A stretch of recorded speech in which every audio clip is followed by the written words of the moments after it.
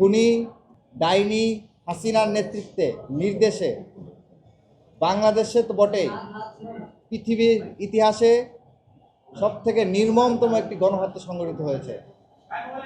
সেই গণহত্যায় আমাদের প্রত্যাশা ছিল 5 আগস্ট পরবর্তী যে ইন্টারিম গভর্নমেন্ট দায়িত্ব নিয়েছেন তাদের কাছে আমাদের দাবি ছিল তারা এই গণহত্যার সাথে জড়িত খুনি হাসিনা, তার দোসর, গুলি চালানো পুলিশ কর্মকর্তা, র্যাব কর্মকর্তা, বিজিবি কর্মকর্তা সহ যারা যারা গুলি চালিয়েছে, যারা যারা হত্যা করেছে, গুম খুনের সাথে জড়িত ছিল, আয়নাঘর প্রতিষ্ঠা করেছে, যারা মিডনাইট ইলেকশন কায়েম করে গত 15-16 বছর ধরে ফ্যাসিবাদী শাসন চালানোর সুযোগ করে দিয়েছে, যেই সকল মিডিয়া এই ফ্যাসিবাদী আচরণকে বৈধতা দিয়েছে, যেই সকল কালচারাল অ্যাক্টিভিস্টরা এই সকল ফ্যাসিবাদী আচরণের বৈধতা দিয়েছে, যুবলীগ, ছাত্রলীগ, আওয়ামী লীগ এর নেতৃবৃন্দ যারা প্রকাশ্যে এই গণহত্যার নেতৃত্ব দিয়েছে তাদের প্রত্যেককে গ্রেফতার করবে, বিচারের মুখোমুখি করবে।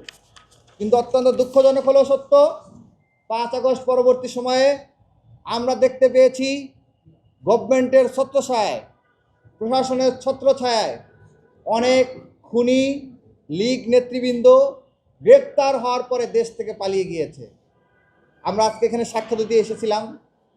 আপনারা জানেন গত 14 জুলাই 2024, 15 জুলাই 2024 এই 2 দিন এবং 16-17 জুলাই এই 4 দিন ঢাকা বিশ্ববিদ্যালয়ের শিক্ষার্থীদের উপরে নির্মম হামলা চালানো হয়। আপনারা অডিও দেখেছেন এবং পত্রিকার কোট আছে, কোট আনকোট, মাকসুদ কামাল নিজে বলেছিলেন তৎকালীন বিশ্ববিদ্যালয়ের ভিসি যে তিনি পুলিশকে নির্দেশ দিয়েছেন যাতে পুলিশ আমাদের উপর হামলা করে।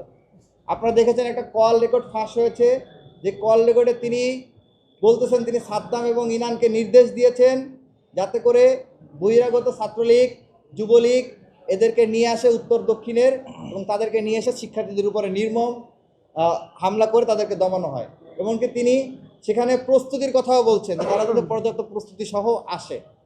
এবং আপনারা জানেন 14 জুলাই রাত্রে যখন শিক্ষার্থীরা তুমিকে আমিকে রাজাকার রাজাকার স্লোগান দিয়ে বের হয়ে এসেছিল, ঠিক তখনই যুবলীগের তৎকালীন সভাপতি মাইনুল হোসেন নিখিল এবং ছাত্রলীগের সেক্রেটারি মাইনুল হোসেন নিখিল, তারপরে ছাত্রলীগের সভাপতি সাদ্দাম, ইনান, বিশ্ববিদ্যালয়ের সভাপতি শয়ন, সৈকত, এরা সম্মিলিতভাবে বিশ্ববিদ্যালয়ের শিক্ষার্থীদের উপরে হামলা করার জন্য বাইরে থেকে ধারালো দেশীয় অস্ত্র, লাঠিসোঁটা, গোলাবারুদ নিয়ে ক্যাম্পাসে প্রবেশ করে।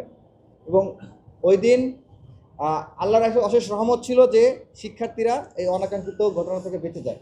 এবং পরবর্তী দিনে 15 জুলাই যে রক্তাক্ত হামলা হয়েছে, এই হামলায় এই সাদ্দাম, ইনান তারা প্রকাশ্যে এই হামলা সংগঠিত করেছে আর তাদেরকে আশ্রয় দিয়েছে এবং তাদেরকে নির্দেশ দিয়েছে, পথ বাতলে দিয়েছে ঢাকা বিশ্ববিদ্যালয়ের তৎকালীন ভিসি মাকসুদ কামাল। আপনারা অডিও কলে দেখে শুনেছেন যে তার বাসায় বসে 14 তারিখ রাত্রে সন্ধ্যার পরে তার বাসায় বসে সাদ্দাম, ইনান, সৈকত, শয়ন তারা একসাথে বসে পরিকল্পনা করেছে কীভাবে শিক্ষার্থীদের এই আন্দোলনকে দমাবে, বড় হয়ে যাচ্ছে সেই পরিকল্পনা তারা করেছে। তো সেই বিষয়ে আমরা আজকে এখানে সাক্ষ্য দিতে এসেছি। আমরা